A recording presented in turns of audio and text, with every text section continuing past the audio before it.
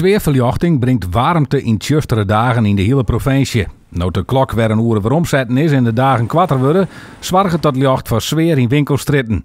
In Dokkum wienen ze er betiert bij. In oktober gaan ze derde lampjes al ophangen. In de stad, eigenlijk de hele binnenstad, werd winkels binnen. In de winkelstritten hebben wij geen crisis-verlichting, sfeerverlichting, zeggen ze vanzelf. Want dat begint nu al en dat gaat voorbij de crisis terug tot om maart, april. Dat we de stad wat in het licht zetten willen, wat aantrekkelijk maken willen. Het gaat om zuinige ledverlichting in Dokkum. En daar bloot het net bij. Voor het eerst gaan ze allerhande activiteiten organiseren. De winterweken met de mensen naar de stad lokje. De aantrekkelijkheid van Dokkum ik in de winterperiode te benadrukken. Wat ik al zei, we hebben een hele gezellige winkelstad en een heel gezellig centrum. Er zijn een hele soort mensen die komen hier altijd al, maar met dit proberen we daar nog even wat extra swing in te brengen.